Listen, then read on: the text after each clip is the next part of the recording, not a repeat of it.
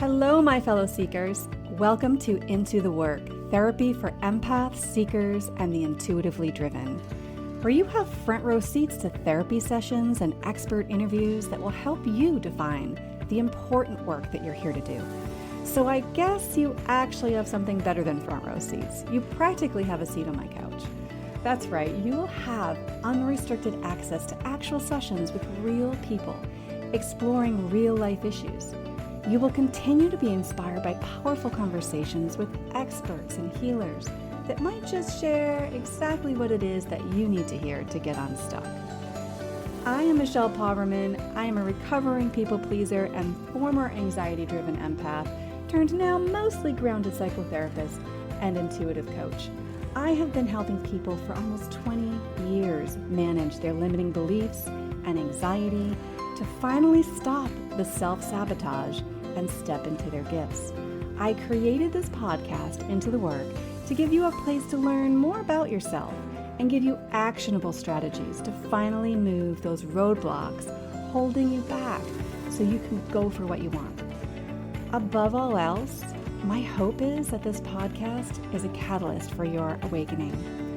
If you're listening, you've already taken a step towards getting off of autopilot, and our next steps together will be taken episode by episode, waking you up to the possibilities, the new ways of thinking and being, so that you can stretch into that next level of your story.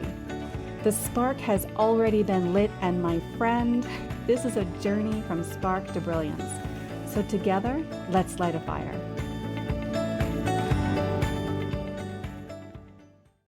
Hello, welcome to Shadow Work, unmasking the parts of you that are keeping you from fulfilling your dreams and believing wholeheartedly in your worth. Hello, I am Michelle Poverman, and I want to start by welcoming you to my podcast.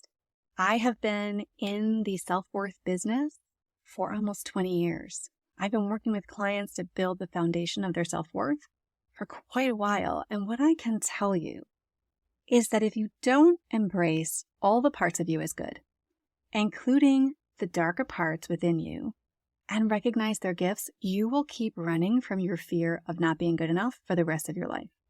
So I have a lot of heart in this particular solo episode because I believe this work really helped me. As I was getting into the spiritual side of myself, I deeply needed to heal some deep wounds that were keeping me. I still am healing these wounds. Who am I kidding? I'm still healing these wounds. This is shadow work, and it is so potent. It has been around for a very long time. So let's just start by defining what your shadow is. So psychoanalyst Carl Jung he was the one that sort of started the work of shadow work. And he referred to our shadow as all the parts of ourselves that we try to ignore, deny, hide away from everybody, including ourselves. Basically, your shadow is the person that you would rather not be, quote unquote, from Carl Jung. That part of you that, while you disown and deny, that part of you is sabotaging your efforts to reach your potential. And that is where I come in today to talk to you about how you can identify what your shadow work is and learn to own it. So that which we won't own tends to own us. I'm sure you've heard that one before. So this is why shadow work exists, because the impact of hiding and denying and stuffing your shadow parts can actually be crippling, physically, emotionally, spiritually, but also financially, relationally, like in your relationships, as well as your ability to believe in yourself. This limits like your self-worth, how much you can wholeheartedly believe in yourself. Literally, this limiting of your self-worth creates an invisible ceiling that is very difficult for you to rise above. The ceiling will dictate how you can go into relationships, how deep you can go in those relationships without sabotaging it, how far you can rise in your career, how much joy and happiness you can allow or continue to hold for very long in your life. So while you try to push past your current circumstances, things you don't like, things you're trying to do better, you're trying to grow, you're trying to expand, all this efforting and forcing yourself to grow from your current circumstances are merely a reflection of what your unconscious shadow parts will allow. So while you try to push past your current circumstances by efforting or forcing yourself to grow, your current circumstances actually are merely a reflection of your unconscious shadow parts, right? The parts that your shadow allows. So I'm just going to say that again because that's kind of big, okay? So that your current circumstances, when you look around in your life, they are merely a reflection of what your unconscious shadow parts will allow. This is how you can discover which of your shadow parts need to be healed, like just simply by taking a look at your life and figuring out what you don't like. Those are your shadow parts driving. But more about that in a bit. So as an important truth for you to embrace is that your unconscious shadow parts, the parts you deny, the parts you ignore, the person you'd rather not be, those are typically stronger than your conscious parts, right? So all the conscious efforts, your ego's desire to shine and be awesome, your shadow parts are stronger. So you are also not your shadow. I want to make sure you know that. You are not your shadow. Your shadow is just a small but incredibly commanding and impactful part of you that is buried, okay? And it's empowered because it's buried. But it is not who you are. You are truly a limitless being whose soul essence underneath this unconscious shadow is here to expand and grow, simply. So how did these shadow parts even become a thing? So growing up, you learned that people are good or bad. You learned that people have good qualities and bad qualities, right? We all at one point had no idea that there was even such a thing as being bad. For most of us, that was pre-verbal, right? When little young babies, they don't know they're being bad. They don't know good from bad. It's something we're taught. And because at some point you started catching on that some of the expression of your feelings and impulses were met with rejection and some with acceptance, you learned good, bad qualities, right? Ways to be, ways not to be. With this lesson about what is acceptable and what is not came the messaging that you internalized. Like, don't be angry, do not be weak, do not be too much, don't be selfish, don't be rude, you get it. So you started becoming vigilant, probably. Most of us did. And maybe you started being more careful. Maybe you felt a lot of shame or embarrassment when your less than desirable parts showed up and others were less than delicate with you. You swallowed that rejection, probably, and learned, I'm not good enough. I'm not worthy enough. And I am definitely less than perfect. It's also possible that you may be someone who actually finds your darkness to be your comfort zone. So bear with me because I want to reach everyone who's listening because this is also a possibility. In this case, you deny the parts of yourself that others want you to be. Like perhaps if you grew up female, soft, feminine, empathic, flexible, loving, caretaking, as a means of establishing your own sense of power during the process of feeling rejected, you might have fought back by owning and defining yourself as tough, difficult, strong, inflexible, mistrustful. This was your way of establishing control. It's not who you are, but it is what you did to establish control, to become the shadow. But this is a lonely place. It is lonely to be there. And your work, if this is you, is to embrace the lessons of your light and loving parts, to reclaim them again. Okay? But here's the most important concept that you all need to understand. And I know I'm beating a horse here, but we need both good and bad, light and dark, in order to be whole. You cannot be whole by showing up in the world and trying to prove to everybody that you're all good. Being all good is not whole. It sounds like a new concept probably, but being all good is not whole. Let me also be clear that shadow work does not stop at identifying the parts that we deny or hide from. It is not enough to do this. That will only leave you feeling more shame and overwhelm and feeling terrible. So if anyone ever offers to do shadow work with you, where they tell you you're going to identify all the castaway parts that feel unsafe and disgusting to own, just say, no, thank you. This is not the journey to healing. This is hard stuff. We don't even admit most of this stuff to ourselves. A lot of it, again, is unconscious because it's painful. So the work is not just identifying it. That is more destructive than it is helpful. So you really, in order to do the work that in order to do the real work, you must teach yourself how to let them in, potentially individually, meet it with love and curiosity, I mean the shadow part, and try to understand the lessons and gifts it brings. Is it protecting you? Is it teaching you something important about your boundaries that you need in this life? Or the lesson revealing what's been acceptable to your evolving self-worth needs to change? For without the experience of lacking self-worth, you would never know the value of having it. And those are true for opposites. Without the lack of it, you don't really truly understand the value of it. We need the darkness for the seeds to be planted. We need the darkness as like the soil, and we need the light to grow and expand. So the end goal for integration is to own this part and forgive yourself for harboring this part of yourself, but as well as like rejecting it. So let's talk about how the heck you identify your shadow parts. There are 3 ways today that I just want you to consider. 3 possible ways to look at how do I sort of start to identify what it is that you need to pay attention to. First is to notice, I want you to notice when you can't fully believe in your good parts because you are busy hiding or denying the opposite part of you that exists. This is why, by the way, we cannot embrace our light until we embrace our darkness.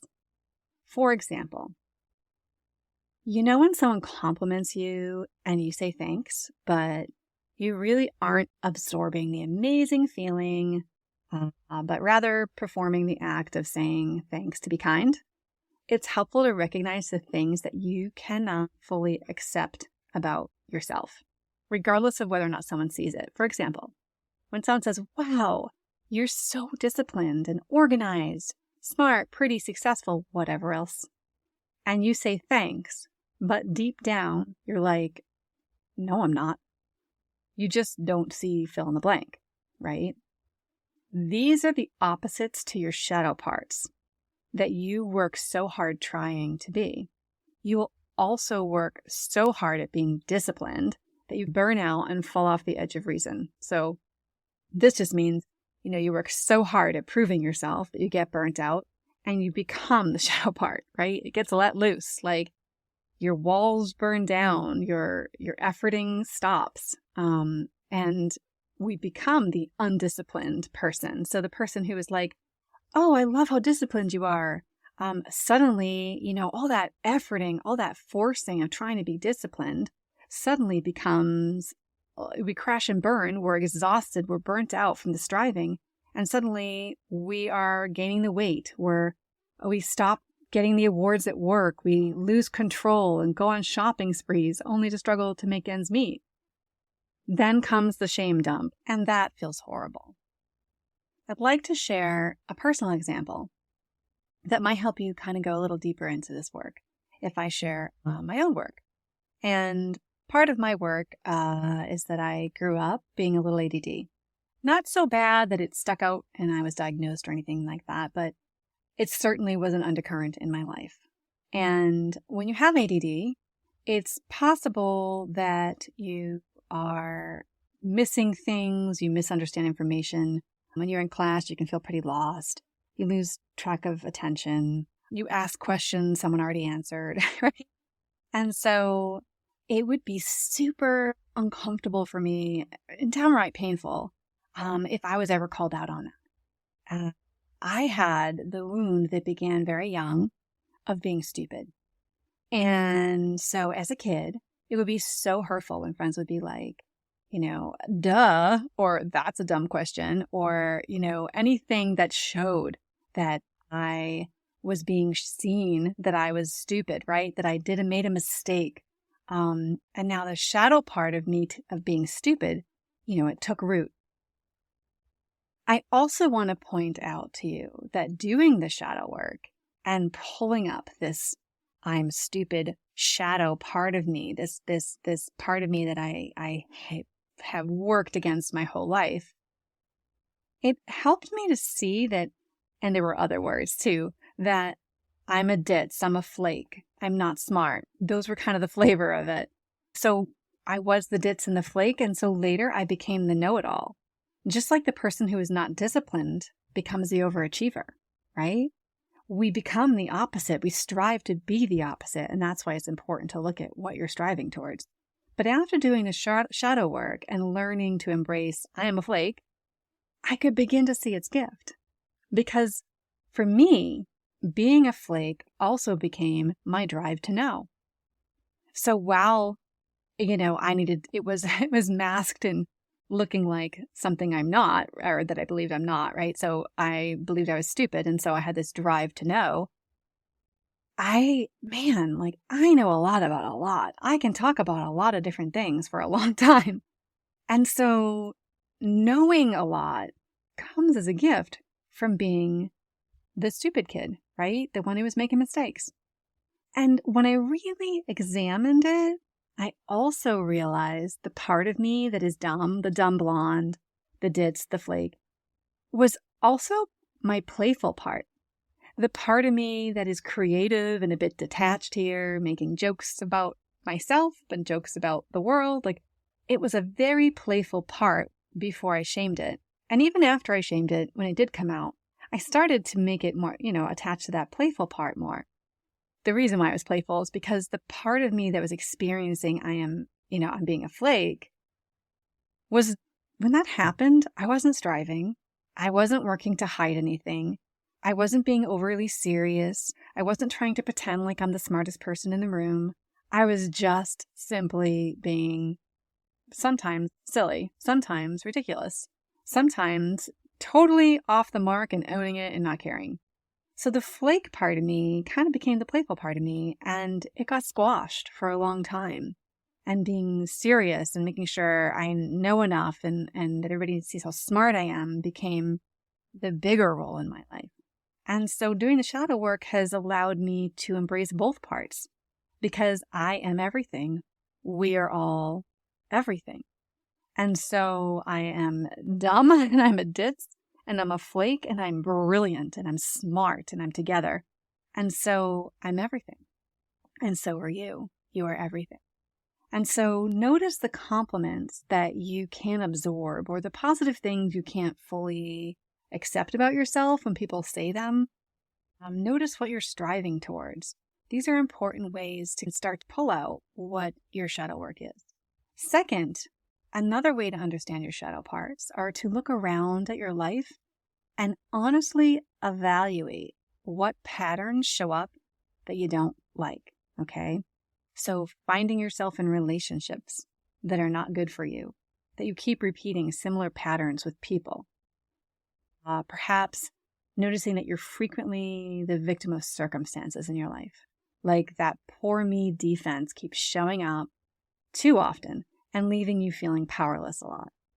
Setting goals, perhaps, and plans for your future that you never actually make happen, right? They do that all the time. That is a good place to look at a shadow part. Picking fights with your partner when things are good. Going out on a date night, and a good date night, and sabotaging it by starting a fight. Never making enough money is another one. Never making enough money, or always having just enough, never more. Okay? That is also wired in there as something that you need to look at and what your shadow part is. Third, this is my favorite. I want you to notice who pisses you off. Okay? So that's right. Notice who and what you cannot stand in other people. Does Sally take up all the air in the room and talks over people and interrupts them, needs to be the center of attention, and you can't take another minute, right? Or perhaps for you, Sam acts so needy, constantly needing your reassurance that you're not mad at her. Seemingly, this is weak and it's annoying. And so you just out of this friendship. Looking at who drives you nuts. Clingy, rude, or pushy people. People who are dismissive. People that cheat and cut in lines. Those people drive me crazy because I became a rule follower. So yeah, these are your people. They are your mirror of what you will deny and not accept about yourself. So if somebody in the room is driving you crazy, it's very highly likely that they're not bothering anybody else. Or maybe they're only bothering a few people, because that person that's driving you nuts is only not following your rules. They are not following the rules that you have in place to keep yourself in check so that your shadow part is not seen or acknowledged. Make sense? So if someone or something bothers you, I want you to look deeper. It truly is the gold you're looking for. It will help you understand what it is that you need to heal by owning it and forgiving it and seeing its gift, right? One last thing in terms of your shadow work that I want to point out. Without fully embracing all the parts of you as worthy and important, you can never fully own your light. Okay, I know I'm beating a horse here, and I did just say that, but I want to say it again because we need to hear things over and over. Okay, so you can never be whole, you can't truly step into your power, and you really can't believe truly in your worth. This is the truest form, you guys. This is the truest form of imposter syndrome. Not embracing all the parts of yourself leaves you acting as if you are all of the good parts. You're acting as if you're all good. You're trying to project out into the world that you are all this awesomeness, right? And therefore, feeling like a total imposter because this whole other side to you exists. This is also why success can be actually scarier than failure. Because as an imposter, the higher you rise, the greater you will fall when you are found out. Am I right?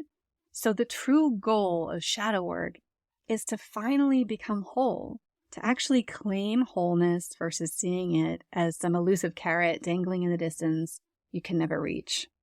Big, vast words like that, like whole, self-actualization, have always felt to me like something in the horizon that's really mysterious and beautiful, but I'll never really touch.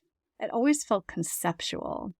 But I have realized that doing the shadow work is about actually making it right down here on earth, like allowing you to claim wholeness, to start to see the rewards of self-actualization. So, when people are like, be the most you can be, or hey, the tagline, it's time to fully love and accept yourself. Become who you were meant to be here. Great. Now, how do I do that? Is the question, right? So this is it, folks. This is a framework to dive into the depths of your humanity and bring and embrace all of who you are. This is the magic sauce. So that said, I created a free shadow work toolkit to get you started. I have included meditation.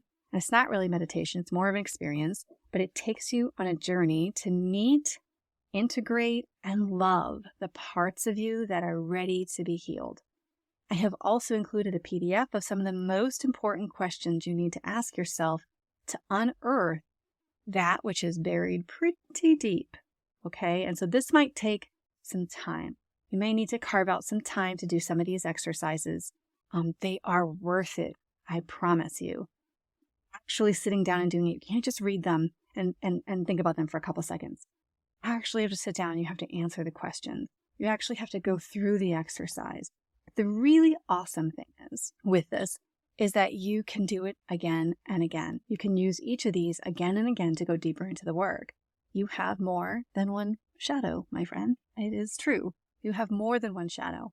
And you'll be able to utilize this meditative experience for integration, as well as the PDF, to keep going back and unearthing this stuff and doing the work, which is what this is all about.